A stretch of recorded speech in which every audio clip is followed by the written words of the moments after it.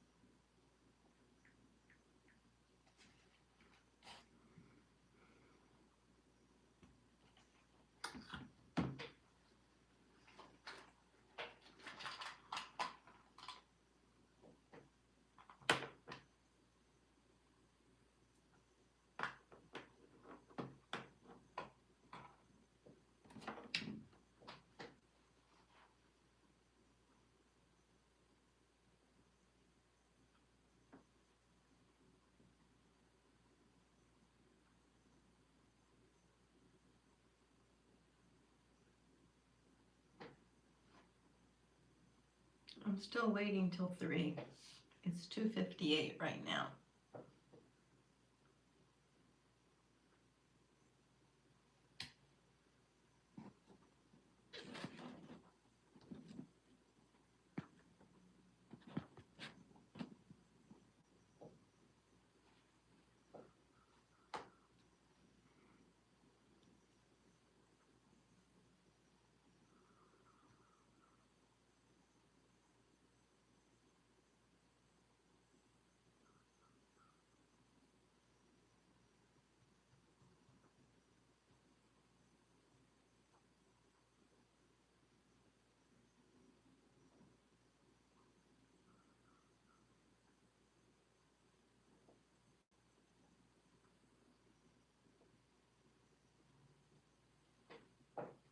Hello.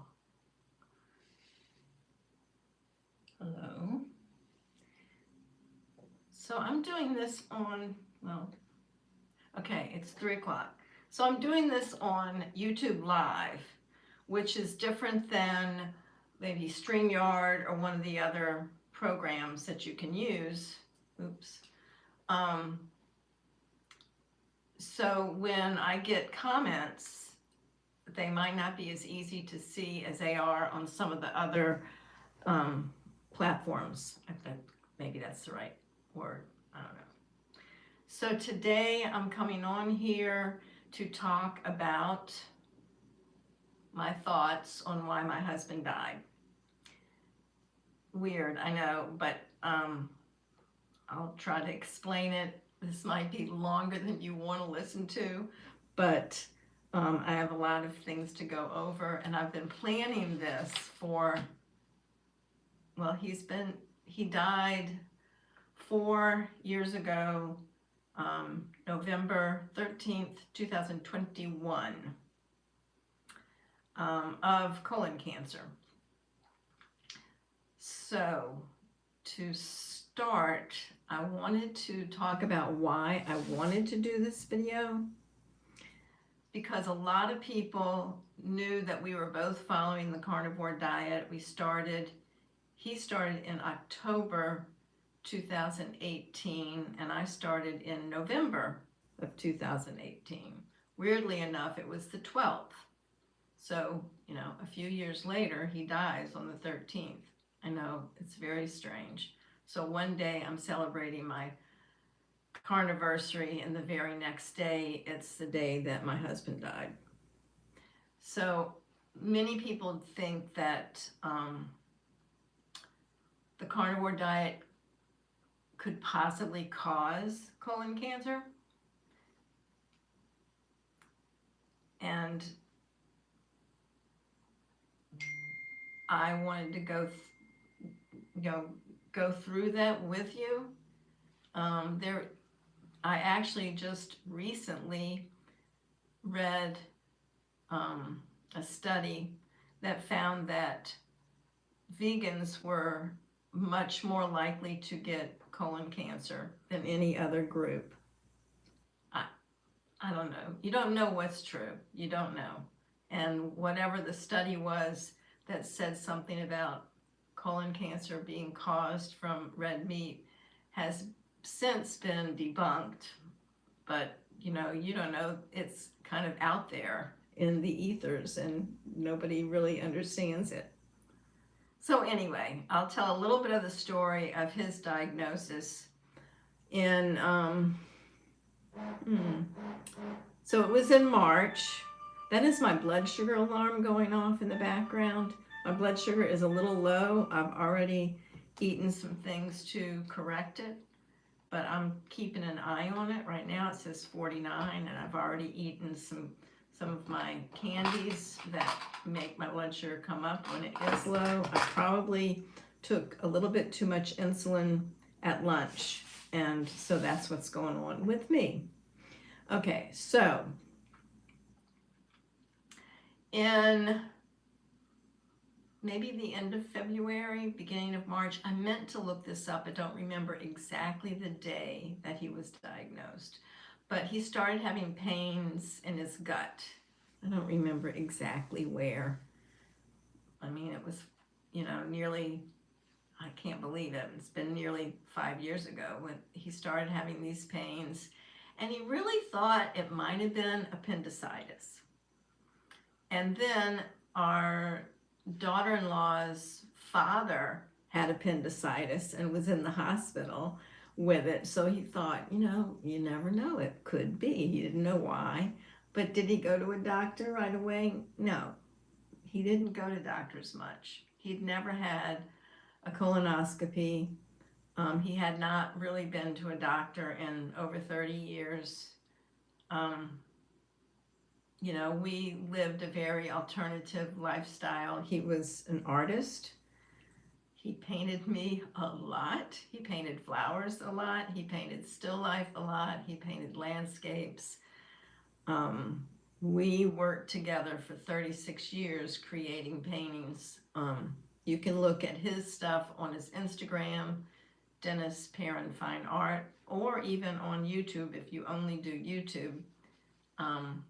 You can look on YouTube at Dennis Perrin Fine Art and look at the paintings that he did. He also taught and still has courses online that you can buy to learn to paint. That's a little background. So we had always tried different weird diets, because I was diagnosed with type 1 diabetes years and years ago, 55 years ago, and I was always trying a different diet to try to help manage my type 1 diabetes. In the back of my mind, I had hopes for healing, but I will not talk about that because I am a health coach. I'm not a medical professional, so nothing I say today should be used as medical advice. It's not. Totally not medical advice. I'm just recounting some personal experiences, and that is it. Totally. So nothing I say today can be taken for medical advice, please. Okay, so finally one night in mid-March, I think it was maybe March 11th, his pain got so bad that he said, call 911, I gotta go to the hospital. And I said, I can take you. And he said, no, I want to go in an ambulance.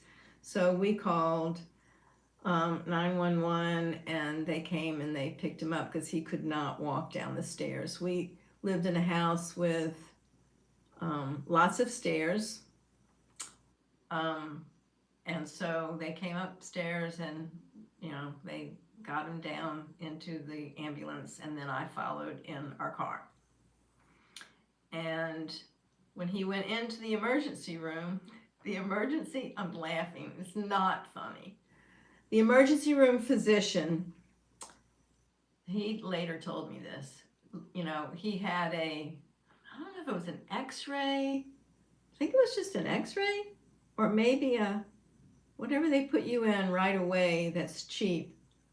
I don't know, an MRI, something. They looked at his gut, and the guy said, I think it looks like colon cancer. Well, he shouldn't have said anything, obviously. He must have been a resident, not a lot of experience. He shouldn't have said what he thought it was.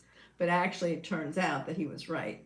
But so they did tests the next day. Denny spent the night in the hospital. Um, the next day, he did a lot of tests, and it took like 10 days for them to actually diagnose that it was colon cancer. And the whole time, so it was Friday night, so there was nobody there that could do any testing, and we had to wait the weekend. And then Monday they started doing tests, and it took a long time to get an actual diagnosis. The whole time we didn't know what to think. I guess we were kind of thinking maybe it was colon cancer, but anyway, he was finally diagnosed. I don't remember what day. That's terrible. I'll look this up later, but it was around the 21st or something, maybe like that. Mm. Maybe it was the 13th. I'm sorry, I don't remember. And I meant to look this up. I don't know how I would have looked it up. Maybe on Instagram. I don't know. It's how I look up my history. Like, when did this happen? I'll look in my Instagram posts. Anyway, he was diagnosed, and then we had to decide what we were going to do. And the doctors just said, you got to do chemo because it's too big to be surgically removed. So you have to do chemo to shrink it. I'm not exactly sure when they told him this, but they did warn him that your colon can burst if you don't do anything. So anyway, we went home. We were trying to think of what to do, and we looked at a lot of different um, healing centers. There were fasting centers, there were cancer centers that used alternative therapies. There was, we looked at Mexico, we looked at North Carolina, we looked at a lot of different, we looked at California, natural cancer centers. We looked at a lot of different places. We watched a lot of videos about healing cancer. We had always believed in alternative medicine, always. And that's what we would have wanted to do. They were all far away, and they were all a lot of money, and it was so much uncertainty. And then we found this naturopathic oncologist that was local to our town, and we thought, oh, let's check him out. I think at the time Denny really didn't want to travel. He wanted to be at home, and at the time that's what we decided. We went with the alternative naturopathic oncologist. And our first visit there, we ended up buying a lot of supplements. We set up a GoFundMe with a lot of Dennis's students because he had a lot of, artists who followed him, and believed in his teachings. And we set up a GoFundMe. We raised money. So we bought $1,500 worth of supplements. We get them home and realize that he can't take any supplements because his gut hurts too bad. And he's never been very good at swallowing pills, and he's never been very good at taking vitamins. And so he took a few, but he really could not take them. And they sat on the kitchen counter. That's what they did. They sat on the kitchen counter. He tried to take some, but he really couldn't. But we did go to that doctor for a lot of alternative treatments that we really believed were going to help. And so Dennis went, I think, twice a week, maybe 3 times a week, to this alternative treatment center. And he did hyperbaric oxygen chamber. He did sauna, uh, um, what do you call that? I can't remember. Um, a sauna, an acupuncture, a vitamin C drip, the supplements that he couldn't take. And then later, um, we did some ozone therapy with the help of our daughter and meditation. And at the time, we were following Dr. Joe Dispenza, and you can look him up. He's very popular in the alternative world and meditation world, and the natural healing world.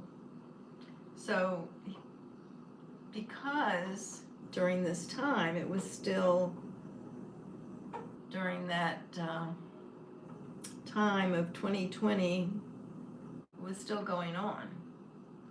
So visitors had to wear masks. We were supposed to wear masks when we were there. Every day that we went into the hospital or we were seen by a doctor, we were asked if we were going to take the thing they put in your arm. And we always declined it. So we were watching Joe Dispenza on YouTube and on his channel that he has, and he had seminars all over the world where people would go to these seminars and meditate for a week, and sometimes they would heal really serious conditions. Well, all this, and we thought about going to one. And they were week-long, intensive things. We thought about going to them, but they were all canceled because of what was going on in the world. So we didn't go to one.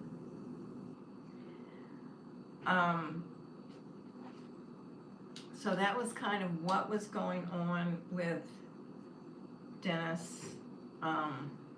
He seemed like he was doing pretty good with all the alternative therapies that we were doing. The doctors, the cancer doctors that we were going to, there was one woman and then there were a few other doctors. We would go to weekly appointments. They never gave him any cancer numbers. They did tell him that if he didn't do anything, he probably had 6 months.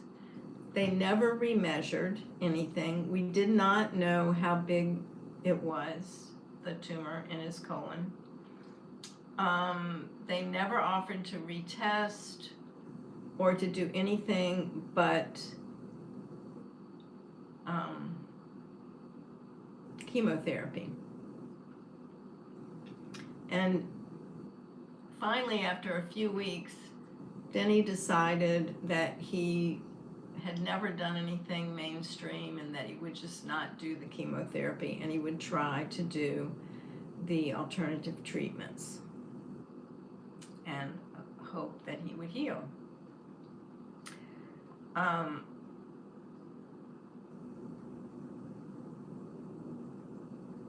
Sometimes I fault the doctors because when I hear other people's stories, they're always saying, oh, my cancer grew, or oh, my cancer didn't grow. They never offered us to look at it again. We never got any measurements. We didn't know if it was growing.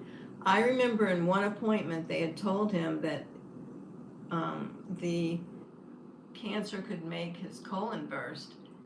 Later, after that did happen, he told me he didn't remember them saying that. So I think even though he didn't really share about his pain, I think that he was in such pain that he wasn't really taking in the situation or understanding his situation as well as he would have if he wasn't in so much pain. So then he started losing weight. He was trying to eat. He did not stay on the carnivore diet. As soon as he, as soon as he was diagnosed, he quit coffee, which he had always drank coffee through the carnivore. I mean, okay, so if we started in 2018 at the end, and then it was March 2021, that's 3 years, right? But it wasn't really, it was only 2 years and a couple of months. So it was 2 years and a couple of months that he was carnivore.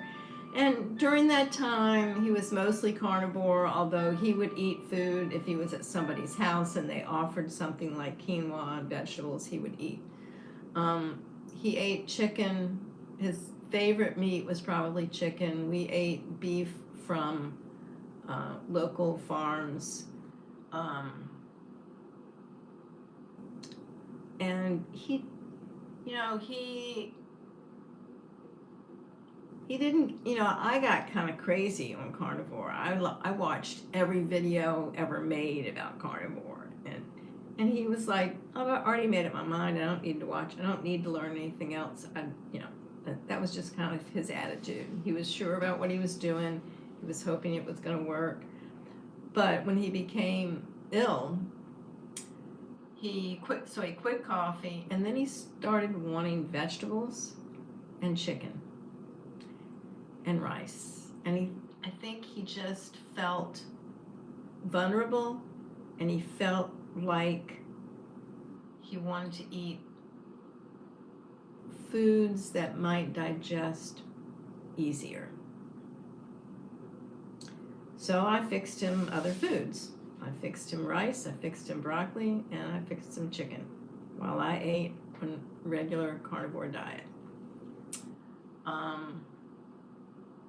think he still had his eggs and bacon in the morning.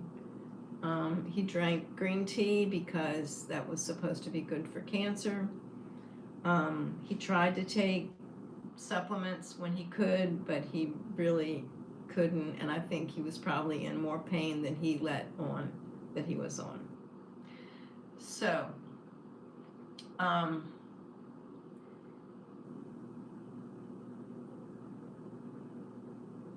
at one point, he just wanted to eat ice cream. We lived down the street from a coffee house. I mean, I had not eaten sugar since I was 16. He quit. He used to use raw sugar in his coffee when we were first married, and then he quit the raw sugar, and we never ever cheated. Like, he never ate sugar. We hadn't eaten junk food in 30 years. He only ate natural foods that were cooked in his own kitchen.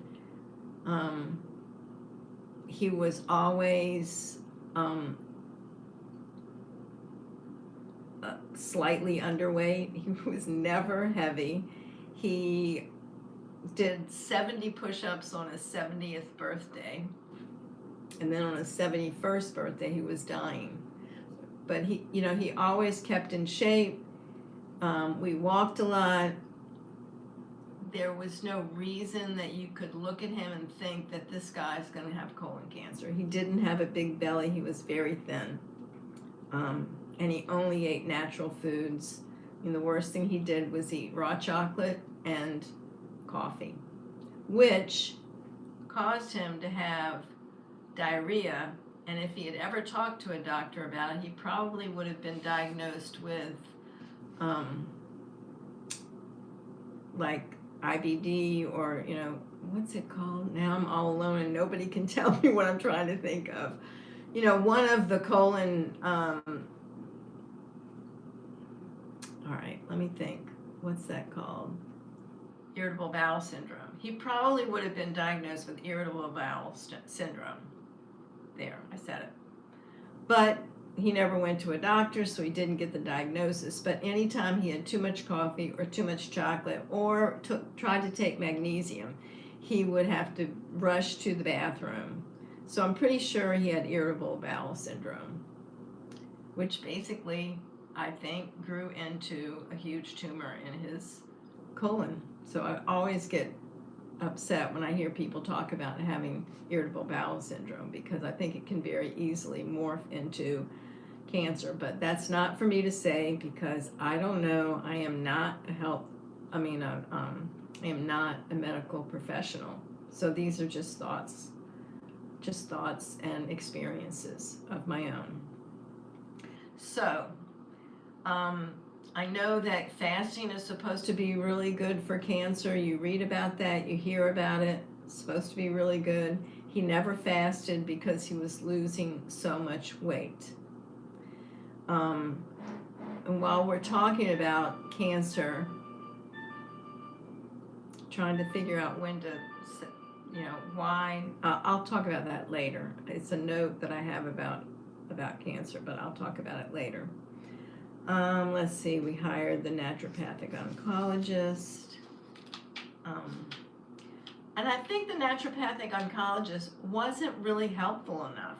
He was too like, oh, how can I help you? He didn't give us a plan. He didn't tell us, this is what you should do. He just said, well, you can take these supplements, they might help, basically, and all these treatments that we did there, the hyperbaric, the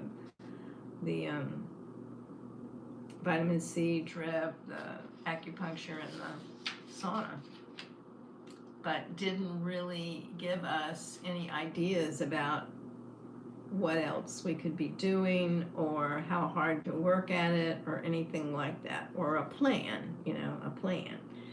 That was kind of weird, and I never felt comfortable. I mean, he was nice enough, but he was almost too nice. He didn't, maybe, I don't know, maybe there's laws against it. I don't know. Okay, so, I have my notes down here. It says by the time he was diagnosed, he was too sick to, 1, do his own research, 2, take any supplements at all, 3, eat very much or even eat red meat, 4, he stopped carnivore almost immediately. 5, he couldn't exercise. He could barely walk because of the pain. So we would try to go on a walk, and he'd get half a block, and he said, I'm going home, you go ahead. So at about that time, he was losing so much weight, he started worrying that he was getting too thin, so he decided he would start eating ice cream. Well, ice cream I think he wanted to eat because it felt good in his tummy. Then he started ordering pastries at the coffee house that he had completely avoided for many, many, many years, never eating anything with gluten or sugar or, grains of any. He hadn't eaten grains in, a really long time. But he started, now, because of, this is kind of out of order, but it's weird that, okay, I'm just going to go back to my notes. Say he started eating sugar. He hadn't eaten sugar in many years. He couldn't digest anything much. I think he was eating that way because it was easier on his stomach, and he was hoping to gain weight. Now, before he was diagnosed, oddly enough, I started reading books about cancer. I don't know why. I didn't think either one of us had it, but I'm kind of a health nut. I've always read books on nutrition and health and self-help kind of books. I've always read nonfiction like that. And I read 2 books. I read Dr. Annette Bosworth's book about her mother and her cancer journey. It's called Any Way You Can. It's a great book. And I read it, and it's all about the ketogenic diet and how to get your ketones higher and your glucose lower, because that's what would help with cancer. This isn't for me to say, I'm just quoting what her book is about, and it's not medical advice. So I knew that sugar feeds cancer. But Denny was this soul person, and I couldn't really convince him not to eat the sugar. I tried, but for him, it was like the only thing that would go down. All right, and then another book, a book that I wasn't remembering at first. I remembered reading it, but I couldn't remember what it was called, and I looked it up, and it was called Radical Remission: Surviving Cancer Against All Odds by Kelly A. Turner. I really liked that book, and it was a lot of different stories of remission from cancer, and I really loved reading that book. It was very hopeful. But I mean, like I said, I read these books before my husband was even complaining about his gut hurting. There was no diagnosis. I was just reading books that were interesting to me. So,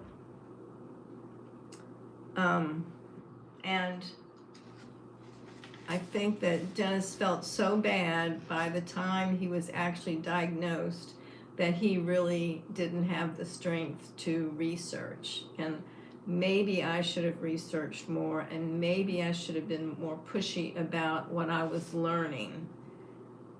But it was never my style to be pushy. I didn't really know how to be. And I respected him as a person, and I would never try to push my ideas on someone. But now, of course, I wish I had.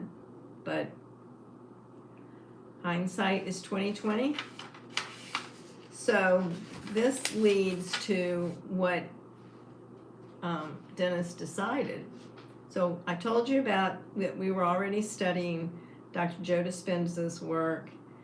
We had thought about going to one of his week-long intensives, but they weren't going on at the time because of what was going on in the world at the time, at 2020 and 2021. So Denny decided that he would meditate. And because I was there with him, I decided to meditate with him. Let me see what my blood sugar is doing, because that thing keeps going off. Okay, it's 56. That won't make me say anything crazy. It's low, but it's not dropping any lower. So I've already eaten the candies that will bring it up, so I'm okay. So we decided to meditate. We meditated about 4 hours every day. You know, we would do an hour-long meditation in the morning. We would do an hour-long meditation in the early afternoon. We would do another hour-long meditation in the early evening, and then we would meditate again before bed. So it was pretty much 4 hours of meditation. And Denny was hoping, you know, his name is Dennis. I called him, me and all his friends called him Denny. So it's hard for me to say Dennis. I usually talk about him and say Dennis because all of his students that study with him, he was known as Dennis to them. So I change it back and forth. It's easier for me to say Denny because that's who he was to me. He was hoping that the meditation would heal him. He wanted to believe that the meditation would heal him. We both wanted to believe that the meditation would heal him.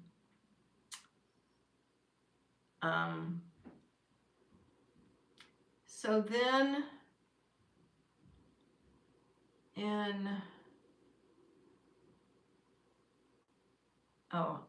I remember when this was. August. So it was mid-March. I think it was March 18th when he was diagnosed. The dates are coming back to me. And then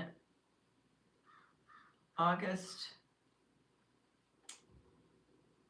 the day before our anniversary. Our anniversary was August 4th.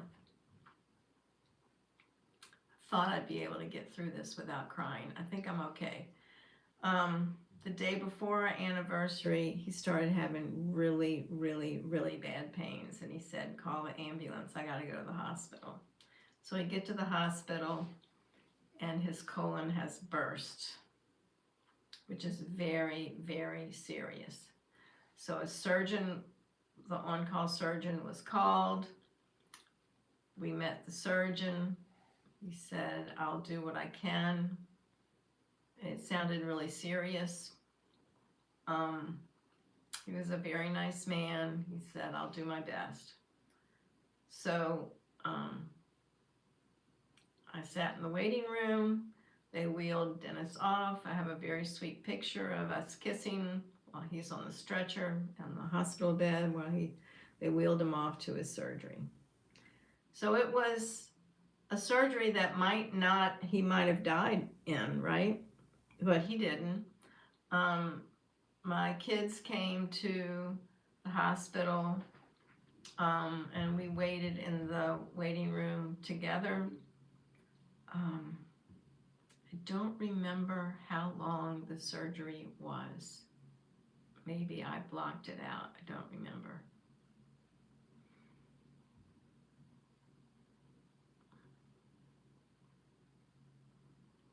But he came out with a ostomy bag. He was in intensive care for several days. We didn't know if he was going to make it at all. The nurses would come in. They were going to teach him how to use the bag, but not yet because he was still out of it. And a few days, he made it through the first few days. That was the hardest part. And then he got put into a regular room out of ICU, and he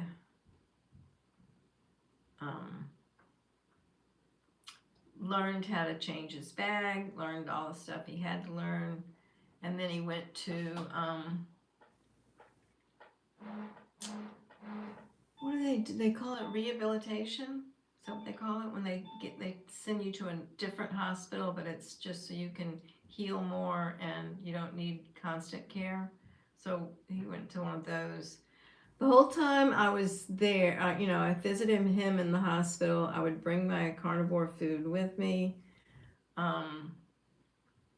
Some friends brought him food in the hospital, soups and things. Now that I'm thinking about it, I'm not sure that he ate the sugar stuff before his ileostomy bag. I really can't remember. I just remember I was like hunting all over town for the best ice cream, and he ate pastries. That might have been after the colonoscopy. I mean the ostomy bag. I don't remember.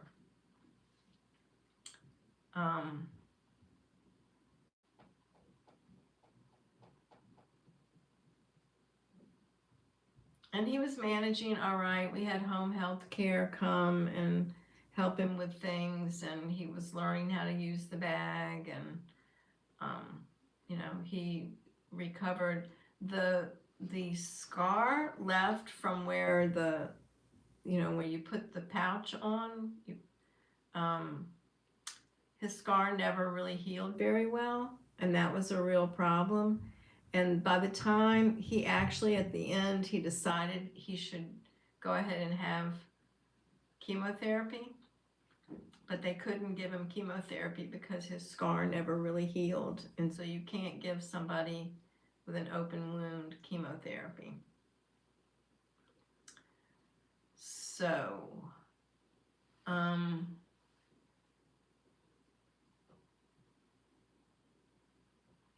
so we just kept meditating, and Dennis put all his eggs in one basket, meditation. And I can't remember at that point if we were still doing, I think we were. No, I don't remember. I think we went back to the oncologist and the naturopathic oncologist, and we were still doing the natural treatments. I didn't realize how fuzzy the details were for me, but they are. Isn't that interesting? So, anyway, um, and I don't really remember why we went to the hospital for the last time. But it was November, early November. Let's see, he died on the 13th. Was a 48-hour watch, so we probably went to the hospital on November 10th, maybe 10th or 11th. Um, the surgeon was very nice. He came and he visited Denny and basically told me and uh, our daughter that, we need to call the family because he's not going to last maybe 24 hours. So um, I think that was Sunday. Everybody came, the whole family came. They did not force us to wear masks if we were in the room. And that was really nice because we could see each other and we could be together. And they had just started letting people visit in hospital rooms, so it was very nice that they allowed that because everybody knew he was dying. So it's like, anyway, so he said two things. Well, I mean, he was kind of out of it. You've probably been around people who are dying. Um, and he didn't talk much. We sat by him. I held his hand the whole time. It's weird when you know somebody's dying. It's hard because it was like, it's so upsetting that you have no emotional scale for it. It's such a big thing that you feel this weird numb feeling. Um, it's not like the movies. But anyway, so we sat for the entire day, everybody, all the grandkids, everybody. It was wonderful for everybody to be there. I've got pictures, I have a lot of memories around it. He said two things. That was it. He wasn't aware enough to say any more than don't sell the piano.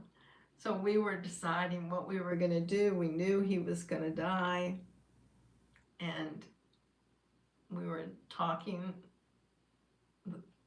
among ourselves, and he heard us and he said, don't sell the piano. He wanted it to stay in the family. That was one thing he said. The other thing he said was, I might surprise you yet. So he was still hoping, I think he was meditating the whole time, and he was still hoping that he might miraculously heal.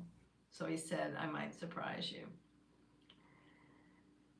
Because he knew while we were all there, he knew that what the doctors had told us, that he was dying. But, forever hopeful. He was a eternal optimist.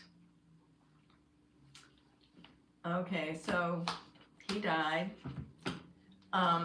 So actually, if I could tell his whole dying story, it's kind of a miraculous story, and I don't remember all the details anymore. But it was our daughter Camille and I were still there. Everybody else had to go home, and it was around 8 o'clock that night, and we were just waiting with him. And Camille didn't want to leave, and I wasn't going to leave. Everybody knew I wasn't going to leave. So they were talking about us, that we should leave, and I didn't want to. And then Camille went out of the room because her partner Samantha had called and wanted to tell her something or give her keys or something. I don't remember exactly what it was. So Camille left the room for a few minutes, and when she left the room and it was only me and Denny, he took that big breath and he died. I knew what that was. So I called her back and said he's gone, and um, so she came back to the room and we stayed there for a long time, and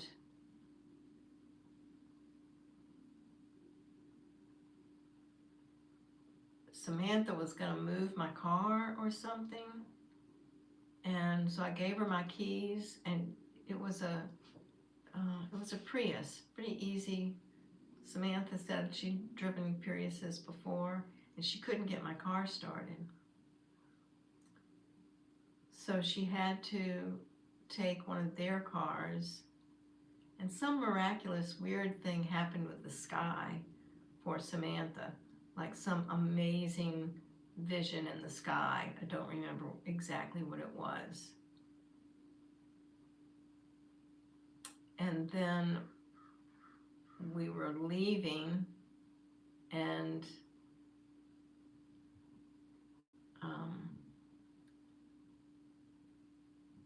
I went out to my car and said, let me just try it one more time.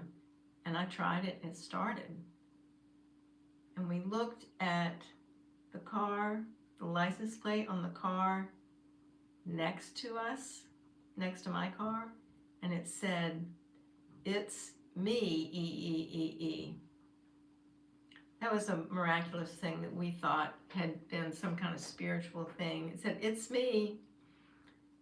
You know, you always wonder if people are going to contact you after they die. I haven't been contacted many times that I know of. My kids get sightings all the time. Camille has a thing with birds that come visit her. Um, you know, you get feelings sometimes that your person is with you or is right there, and I've had those, and they're very nice. But what I want to talk about now is a little bit about cancer. Sometimes, um, so this woman named Sarah Hallberg, she was a ketogenic diet expert. She was like, really, everybody knew her. She had these great talks about healing. Most of her work was with type 2 diabetes and healing type 2 diabetes with a ketogenic diet, um, putting it, I won't say healing, putting it into remission. Anyway, I haven't listened to her talk. I just know about her because everybody in the low carb or ketogenic or carnivore world knew her. She got lung cancer and she wasn't able to save herself, and she died, and she was in her 40s. She was young. So sometimes people just die. People who seem to be knowledgeable enough to heal themselves, they die. And I want to say a little bit about Jeff DeProsperous. So he got colon cancer, and he contacted Carrie Mann from Homestead How, who is doing the Healing Humanity movie. Look that up. It's amazing, and it's coming out soon. He contacted Carrie Mann a few years ago and said he wanted to go carnivore. He wanted to heal his cancer, and it was a very beautiful story. And so Jeff DeProsperous, he went carnivore. He started working out all the time. He did a lot of the same therapies that Denny had done. You know, he did alternative therapies just like Denny. He did hyperbaric chamber. He did acupuncture, vitamin C drip, ozone therapy, and he was so cheerful and so happy. He did cold therapy, when you get in cold water. And he and Carrie became like best friends. And Carrie went and visited with him, and they filmed him for the movie. And he was like in the best shape of his life. He was this energetic person. He was in his 40s. He was this energetic person who looked like he was in the best shape. He felt great. He was doing carnivore. He had 2 sons and a wife. He was happy and cheerful, but he had decided to do chemotherapy, and he worked very closely with alternative doctors and regular doctors, and he did chemotherapy, and then they would change the chemotherapy when it looked like it wasn't working, and then they would change it again. Anyway, I think it was about a year, and he did live for like 18 months longer than they thought he was going to, but he also died. um, I don't know what I think. I don't understand how cancer can be so difficult to heal, but some people do heal it. Some people go carnivore and they heal like right away. And different cancers are different. I don't know why. I don't really know why Denny died. I know a lot of things that were done wrong, which I've told you about already today. I don't want to really go over them again. I don't really want to blame anybody or anything. Um, he died a few months after his 71st birthday. He had lived an amazing life. He had lots of students for his painting. You can, like I said, you can go look at his accounts, Dennis Perrin, Fine Art, and see his wonderful paintings. The doctors all knew he was an amazing painter. The nurses all knew. Um, Everybody loved him. There was a lot of love. And I will tell you that sometimes things happen that we can't understand. And our love grew so much during this experience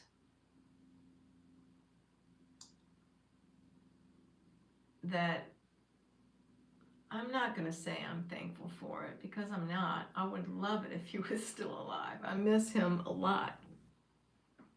But the deepness of our love, it makes me question the purpose of it.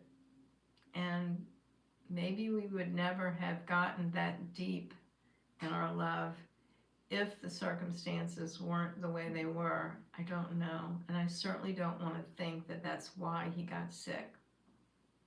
So I won't. I'm just telling you what it was about. And I've talked for nearly an hour. I wish now that if there's anybody watching, it says that there's 7 people. If anybody wants to ask any questions, I'm not sure I could read them anyway. I'm trying to think if there's anything I left out that I wanted to say. But I've said everything that was in my notes. And I will say that I've been a widow for 4 years and 4 months. And it was really hard in the beginning, but I've learned how to do so many things better than I did before. When Denny and I, when he was alive, he was an extremely helpful person. He probably helped me too much. He never let me drive. He did the floors. He did a lot of housework. He did the floors. I still don't like to do floors. Um, he did some of the cooking. He was a very, very helpful husband, and he was an amazing dad. And he changed more diapers with 3 kids than I did, that's for sure. Um, he was an extraordinary human being. I want to give him kudos for the way he lived his life. Um, so sometimes we just have to say goodbye to people we love. And I hope that anybody who's watching this that has cancer, I wish the most that I possibly can that you will heal and that you find a way to heal, because I know cancer is healable. And I know I have lots of hopes. I know that a lot of people go into remission with cancer. I know a lot of people use natural treatments to heal. And I truly hope that you can heal. I just know that people die sometimes, and it's very sad when they do. But there's a lot of, when we had Denny's memorial service, we had it in a restaurant in Book and Bar in Portsmouth, and it was a wonderful event, and there was a whole lot of love. And you know, what the world needs is more love. What the world needs now is love, sweet love. And there are a lot of ways that love can come into the world, and I can't argue with it. I just can't argue with it.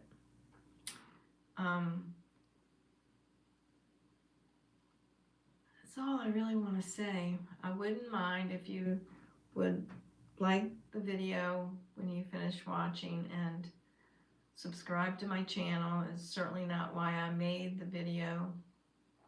I made the video because I really just wanted to tell our story, and I really wanted to let people know that he didn't get cancer because of the carnivore diet, and he didn't die because of the carnivore diet.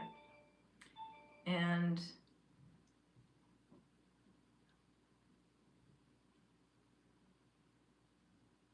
that's about all I have to say, and I hope nobody's disappointed in my video. I hope that I can give people hope, because I know healing is possible, and I know remission is possible. So keep hanging in there. Keep loving as much as you can love, because that's what's really important in life. And let me know if Denny comes and talks to you or you hear from him. I would love to know. Look at his art on Dennis Perrin Fine Art on Instagram or Facebook and on YouTube, and let me know what you think of his paintings and our paintings. I would love to hear from you. And I talked for almost an hour, so I'm gonna go ahead and end this video, and I'll be back next Friday at 3. That's gonna be my normal time to get on here and do a video. So every Friday at 3. So goodbye, everybody. Thank you for watching. Yeah, goodbye.